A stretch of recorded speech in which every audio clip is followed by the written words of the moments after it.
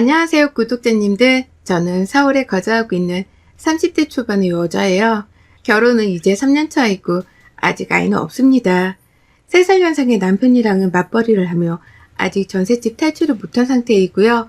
아직 내 집 마련의 꿈을 포기하지 않은 채 나름 열심히 현재를 살아가고 있는 착실한 시동부부입니다. 저희 남편은 이남이녀인 대가족 중에서 막내 아들이에요.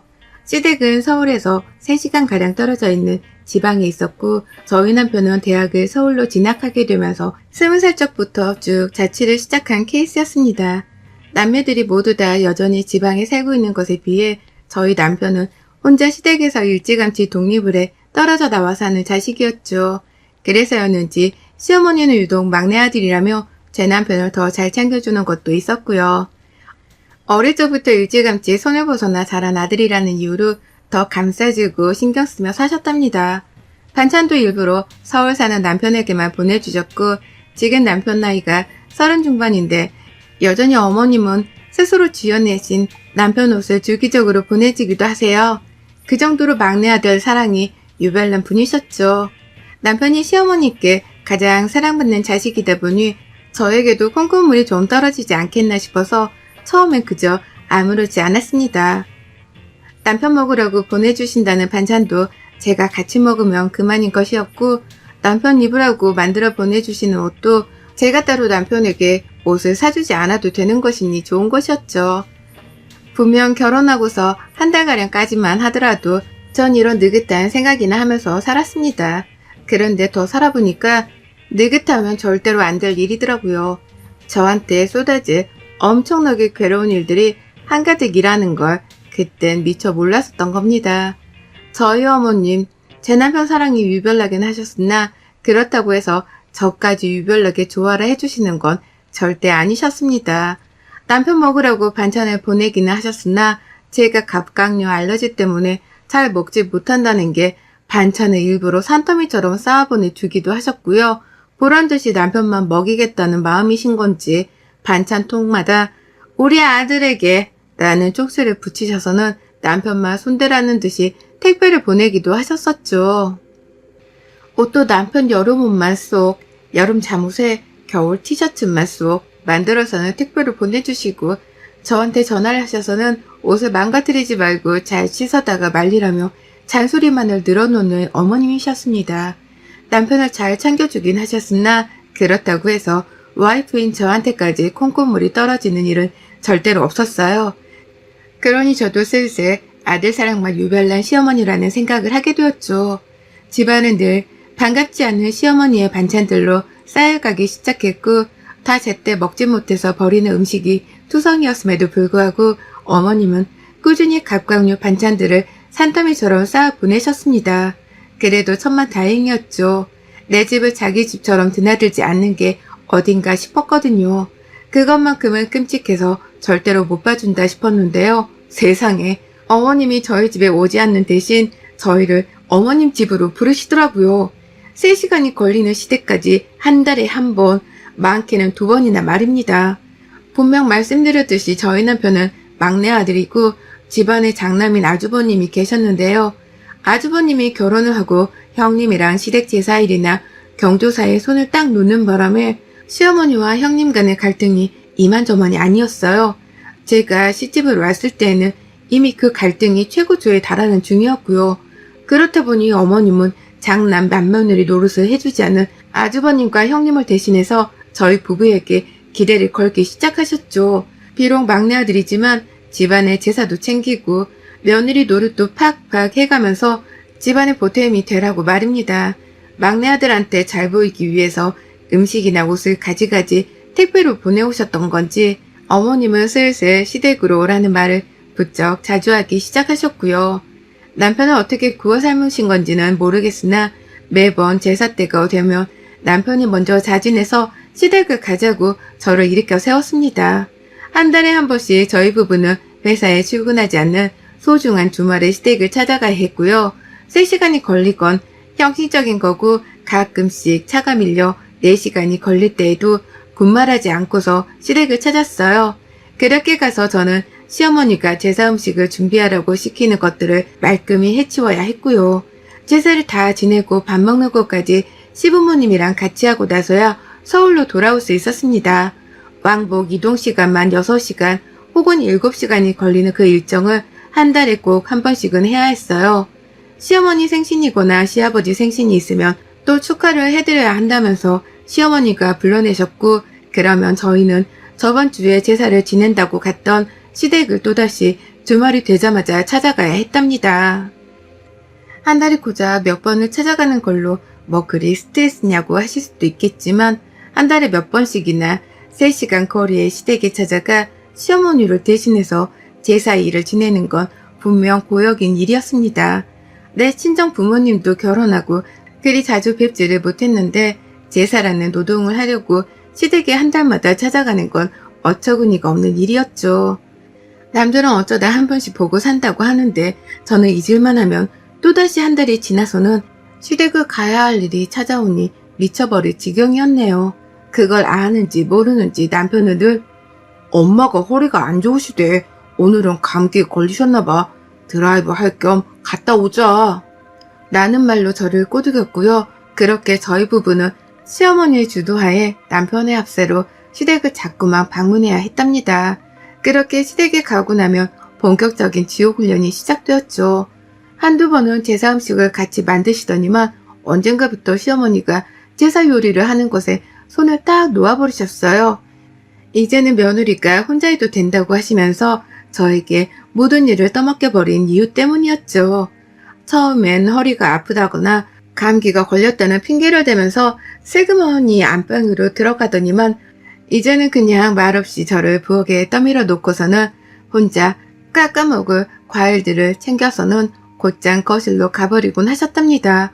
가서 남편 입에 들어갈 과일을 깎아주며 그저 좋아라 웃고 떠들어대기만 하셨죠. 그러다가 제 표정이 조금이라도 금방 폭발할 듯 화가 나 있으면 그제서야 양심이 있으셨는지 아프다는 소리를 하며 또 안방으로 슬그머니 들어가 사라지셨고요. 무슨 짓을 해도 저를 돕겠다고 다시 부엌 안으로 들어오는 일은 없었습니다.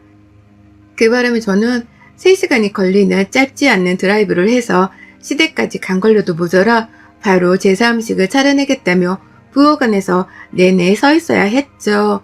평생을 저희 집안 제사도 제대로 거들어 본 적이 없는 저였는데 시집을 오자마자 팔자에도 없는 제사 음식을 만들어내기를 하며 고역이 이만저만이 아니었습니다. 하지만 소용이 없었네요. 남편의 눈에는 시어머니가 가장 힘없고 불쌍한 약자였기 때문에 저 따위는 보이지도 않는 듯 했거든요. 그저 자기 엄마가 힘드니까 우리가 도와줘야 한다는 말을 반복하며 절 시댁으로 데려오는 남편도 제 눈엔 시어머니만큼 미운 놈이었답니다.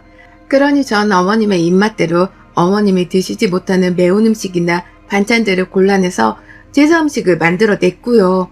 어쩔 땐 어머님이 먹고 싶다는 음식을 만들어 제사 음식에 또 올리는 등 하여간 어머님의 입에서 만들라고 나오는 음식만을 만들어대느라 손이 늘 분주했어요. 이럴 거면 차라리 시어머니가 조상님들 옆에 앉아서 같이 제사 음식을 드시는 게 낫겠다 싶을 정도로 언젠가부터 제사상은 시어머니의 입맛대로 굴러가기 시작했습니다. 참을수록 화가 배로 커지는 심정이었죠. 누구 하나가 나를 건드렸다가는 언제 어떻게 터져버릴지 모른다는 생각이 늘 머릿속에 차있기도 했고요. 그렇게 고생은 고생대로만 하다가 제사를 다 끝마치고 집으로 돌아가는 길, 그 3시간은 또 나름의 다른 고통이었답니다. 내 일을 도와주려 하지도 않는 남편을 향한 원망, 그리고 시어머니께 또 당하고 돌아가는 길이라는 비참함에 제 스스로가 견딜 수 없었거든요. 이러려고 시집으로 왔나 싶고 내 소중한 주말이 왜 이딴 식으로 망쳐져야 하는 거냐며 남편이랑 한시름 싸움을 하고 나서야 주말이 진짜로 끝이 났습니다. 차오르는 억울함을 푸는 거라고는 집에 와서 제가 먹고 싶었던 불닭볶음면에다가 캡사이신을 왕창 뿌려 먹으면서 스트레스를 달래는 것이었고요. 언제까지 제가 이놈의 제사 시다바리를 해야 하나 그 생각 하나로 매달 달력이 지나갈 때마다 속을 끓이던 저였는데 시어머니가 자진해서 제 분노를 끌어올려 버리셨답니다. 또다시 집으로 제사를 지내라 불러내고 난 후에 말이죠. 몸이 많이 안 좋아서 집에 있으려고 했지만 이번에도 남편이 시어머니 얘기를 들먹이면서 시댁에 가자고 저를 조르더라고요. 시어머니가 몸이 많이 아프셔서 우리가 못 가면 이번 달 제사는 아무도 못 지내준다고 하면서 말이죠. 근처에 살고 있는 딸 자식도 둘이나 있는데 왜 3시간이나 걸리는 서울에 살고 있는 제가 가야지만 집안의 제사가 돌아가는가 싶어서 참 이해하기가 힘들었습니다.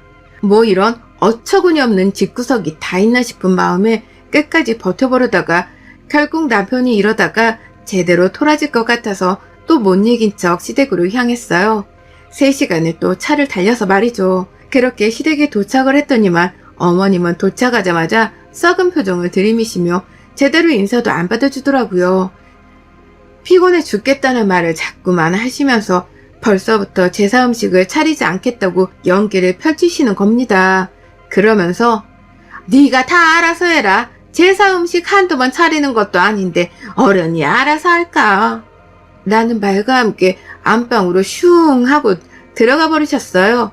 졸지에 저는 시댁에 와서 또 시어머니도 없이 혼자 맏며느리 마냥 이 집구석에 제사 음식을 차려내야 했죠. 혼자 부엌에 남겨졌는데 기분이 너무 역 같았습니다. 남편은 어쩔 줄 몰라 하면서 시어머니가 괜찮은지 상태를 보다가 저한테도 도와주겠다며 어설프게 손을 걷어붙이고는 부엌으로 들어오는데 할 줄 아는 것이 없는 놈이다 보니 그냥 멀뚱거리며 자리만 차지하고 있더라고요. 그래서 홧김에 남편한테도 나가라고 윽박을 질렀습니다. 그리고는 정말로 저 혼자 다 했어요. 시어머니가 알아서 하라고 하셨던 만큼 진짜로 시어머니 말씀을 철석같이 알아듣고는 저 하고 싶은 대로 제사 음식을 만들어냈습니다. 시어머님은 자기가 알려주고 보여준 대로 제가 평소처럼 제사 음식을 해낼 거라고 생각을 하신 건지 안방 안에서 남편한테 소리치며 말씀하더라고요. 나가 있어라, 나가 있으라고 하면 그냥 나가 있어. 오래 운전하다 와서 피곤할 텐데 그냥 거실 가서 TV 보며 누워 쉬어라. 라고 말이죠. 제가 남편한테 윽박을 지른 게 내심 속으로 열불이 나신 건지 큰 소리를 뻥뻥 내면서 남편한테 좀 쉬라고 친히 말을 거두셨어요. 저도 똑같이 3시간을 차 안에서 달려 도착을 했는데 저한테는 쉬란 소리를 한마디도 안 하면서 말입니다. 속으로 시어머니를 향한 욕이 육성으로 터져 나오려 할 때마다 저는 뭐에 홀린 듯이 제사 음식을 만들어냈어요. 눈에서 불이 날 정도로 거침없이 칼질을 했고 그러다 고추를 발견했죠. 어머님이 매운 음식을 못 드셔서 시댁에는 원래 고추가 하나도 없는데요. 열받은 채로 막 냉동실을 뒤지고 있다가 아주 우연찮게 조그마한 빨간 고추들을 여러 발견했습니다. 보아하니 시아버지가 술을 좋아하는데 아버님 해장용으로 국을 만들다가 남긴 고추인 듯 했어요. 잘라낸 냄새를 맡자마자 올라오는 매운 향에 섬뜩 놀래긴 했지만 그걸 발견하자마자 옳다구나 싶었습니다. 그리고는 저 몇 개 없는 고추를 어떻게든 다 써보겠다며 전에도 넣고 국에다 넣어가며 온 제사 음식에 고추를 나눠 넣었어요. 잘게 잘라서 익으면 매운맛이 사라질까 싶어서 음식 조리를 다 하고 난 후에야 데코용으로 음식 가지가지 사이에 쑤셔 넣어버렸습니다. 제 눈에는 딱 봐도 고추들이 곳곳에 설어 있어서 매운 냄새나 향이 저도 모르게 올라오는 중이었는데요. 남편이나 시아버지 그리고 시어머니의 눈에는 그게 하나도 보이질 않는 건지 아무도 눈치를 채지를 못하더라고요. 그렇게 저는 어머님 말씀대로 제 마음대로 제사상을 차려냈고요. 제가 혼자서 생고생을 해가며 만든 음식으로 저희 시댁은 그날의 제사를 모두 다 치러냈습니다. 평소처럼 시어머니는 제가 음식을 다 차려냈다는 말을 듣고 나서야 안방을 슬그머니 나오셨고요. 그렇게 나와도 제사 음식 옮기는 걸 한 번도 도와주려 하질 않은 채 편안히 제가 해내는 일을 지켜보기만 하다가 시아버지와 함께 제사를 치르셨죠. 그래봤자 아버님이 주도하는 제사를 옆에서 지켜보는 게 전부이긴 했지만 말이죠. 그리곤 대망의 식사 시간이 찾아왔습니다. 아무것도 하지 않은 주제에 시어머니는 뭐가 그리 힘드셨는지 죽는 소리를 해가면서 상 앞에 앉더라고요. 그리고 전 특별히 고추가 많이 들어간 전과 국을 시어머니 앞에 내려놓고는 드시라고 드렸어요. 시어머니는 아무것도 모르고 자리에 앉자마자 괜히 음식을 한번 훑어보더라고요. 전 모양이 좀 삐뚤어졌다느니 구간에 든 두부 크기가 제각각이라서 보기 별로라느니 하면서 한마디씩 거들며 음식에 핀잔을 놓았습니다. 그리고는 한 숟갈씩 음식을 입에 가져다 대기 시작하셨죠. 전 어머님이 뭔 말을 하더라도 상관없었어요. 엿먹으라고 내가 직접 음식 안에 넣어둔 매운 고추들이 한가득인 걸 안다는 사실만으로도 제 속에서는 승리의 환호성만이 터져 나왔으니까요. 그리고 아니나 다를까 시어머니는 제가 제 마음대로 차렸던 제사 음식들을 먹다 말고 맵다고 난리를 치기 시작하셨습니다. 숨을 헐떡이면서 아니 근데 이게 원래 이렇게 매운 음식인가? 라는 말로 갸우뚱하며 음식을 드시더니만요. 이깁고 매운 걸 제대로 씹어버린 건지 아니 여기다가 고추를 넣은 거야? 그게 어디서 났길래? 라며 저를 향해 바로 시뻘개진 얼굴로 노려보기 시작하셨어요. 차마 화를 내고는 싶으나 속에서 차오르는 매운맛들이 감당이 되질 않았던 건지 어머님은 매운 걸 어떻게든 가라앉히겠다며 바로 숟가락을 집어 국물을 뜨셨는데요. 국물 속에도 들어있는 화한 매움이 차올라 어머님의 입안을 감당이 안 되도록 만들었죠. 시뻘개진 얼굴로 땀까지 삐죽거리며 흘리기 시작한 시어머니는 내가 이 나이 먹고 매운 음식 감당되는 줄 아니? 아휴 누가 물 좀 갖다 줘. 나 주고 물 좀 줘. 라면서 흥분한 채로 소리를 지르기 시작하셨고요. 남편이 허겁지겁 가져다주는 물을 마시면서는 급기야 맵다고 눈물까지 흘리더라고요. 땀은 비 오듯이 쏟아지고 있었고요. 그러다 어머님이 겨우 한마디를 내뱉으셨습니다. 제사상에 누가 고추 올리래? 라고 말이죠. 더 말을 못하셨지만 눈으로는 저를 조깃듯이 노려다 보시는데 저도 홧김에 할 말은 해야겠더라고요. 그래서 대답을 했습니다. 아주 명쾌상쾌 통쾌하게 말이죠. 제 마음대로 차리라면서요. 그래서 제 마음대로 좋아하는 고추 팍팍 넣고 차렸는데 뭐 문제 있어요? 라고 말입니다. 시어머니는 말을 잊지 못하셨어요. 어떻게 마음대로 하랬다고 고추를 이렇게 넣어서 맵게 만드냐며 목턱까지 하고 싶은 말이 많은 듯 보였지만 끝내 말을 잊지는 못하신 채 기가 막힌다며 한숨만 죽어라 하시더라고요. 물은 벌컥벌컥 마시다가 화장실에 가고 싶었던지 급하게 화장실 안으로 주량량을 치셨고요. 그리고 나서 주변을 살펴봤더니만 시아버지며 남편이며 고래 싸움에 새우등이 터져서는 다 같이 땀을 뻘뻘 흘리며 음식을 잡수고 있었습니다. 음식이 매운데 요리를 한 제 앞에서 뭐라 말은 못하고 있다가 시어머니가 맵다고 먼저 터지고 나서야 하나둘 물을 나눠 마시면서 그제서야 지들 몸에서 나오는 땀을 닦아내더라고요. 그 와중에도 남편은 어찌나 찌질하게 시어머니 눈치에 제 눈치까지 보면서 땀을 닦아내던지 확 그냥 마음 같아서는 집에 있는 고추랑 고추는 싹 다 싸그리 주워 담아서 던져버리고 싶었답니다. 저는 혼자서 아랑곳하지 않고 밥을 먹었어요. 저는 매운 음식을 좋아해서 그런지 아무것도 저를 힘들게 하는 것도 없었습니다. 오히려 화한 것이 올라오는 게 평소보다 더 맛있다며 더 즐겁게 제사 음식을 먹었네요. 이런 제 앞에서 시어머니는 궁시렁대며 결국 밥상에서 먼저 일어나셨고요. 나중에 들어보니 화장실 안에서 코까지 푸는 건지 코푸는 소리를 내면서 깊은 한숨을 쉬고 계시더라고요.